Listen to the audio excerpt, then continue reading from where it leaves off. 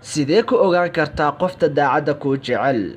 run ahaantii jacaylku waa tartan qarsoon oo ogaanshihiisu ay waqti dheer qaadato, mana fududa marka u horeysa in la dareemo gabadha ku jecel sida ay u fududahay in aad dareento waxyaabaha kale. had iyo jeer dadka uu jacaylku la soo darso, rag iyo dumar kuu doona ha ahaadee, si daacad ah ku dhiirashada inay si bareer leh ugu soo bandhigaan jacaylka ay u hayaan qofba sida dhabta ah ay u jeclaadeen, waxaanay inta badan la soo darsa dareen baqdin iyo cabsi leh, iyaga oo ka cabsi qaba haddii ay u soo bandhigaan shaqsiga ay jecel yihiin in lagu gacmo seero oo ay la kulmaan wejigabax.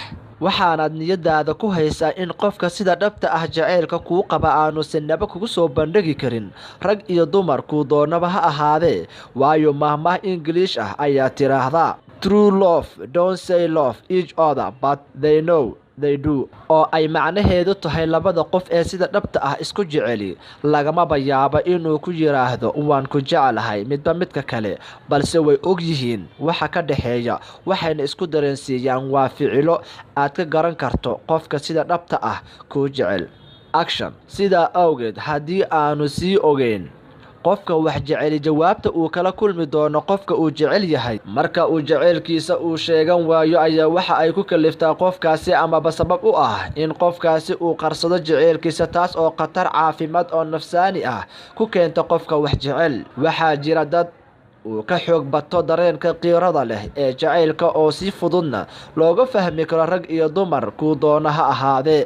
si kastaba ha ahaatee, waxaa jiro dhaqamo iyo caadooyin badan oo u diidaya gabadha ceebna ku ah in ay si fudud ugu soo bandhigto wiilka ay jeceshahay jacaylkeeda iyo waxyaabaha ka dhabta ah ee ay ku dooratay amaba dareenkeeda naf ahaaneed.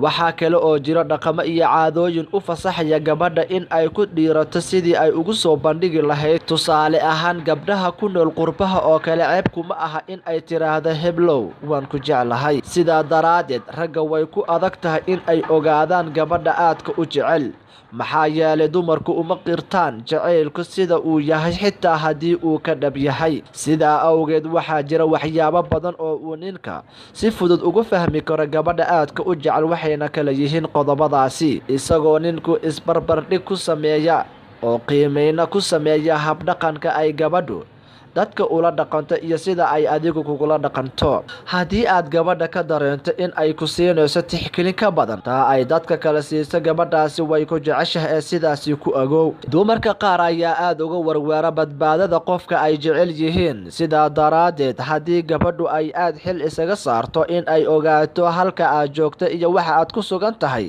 iyada oo ku weydiinayso dad xog ogaalku ah, gabadhaasi way ku jeceshahay. haddii gabadha ku jecel aad ku aragto hinaasi, waxaa lagu sifeeyaa aragtida noocaasi ah in ay ku jeceshahay, maxaa yeelay hinaasaha laftiisu waxa uu qayb lixaad leh ka qaataa jacaylka dhabta ah ee ay hayso haweeneydaasi. gabadha ku jecel ee aan kuu soo bandhigin jacaylkeeda waxaa ku abuurma dareen baqdin leh, waxayna had iyo jeer ka warweertaa in ay weydo ninka ay jeceshahay oo uu raaco gabadh kale oo aan iyada ahayn. haddaba haddii aad ka dareento gabadha aad wada sheekaysataan amaba walaaltinimo idinka dhexayso, haddii aad ku aragto astaamahan, waxaa lagaaga baahan yahay in aanaad luminin jaaniskaasi oo aanad dayicin jacaylkeeda ee aad ka faa'iidaysato fursadda qaaliga ah. astaamaha aad aragtay run ahaantii waxa aad si fudud u soo jiidan kartaa una ogaan kartaa, kasban kartaana qalbiga gabadha ku jecel adigoo isku daya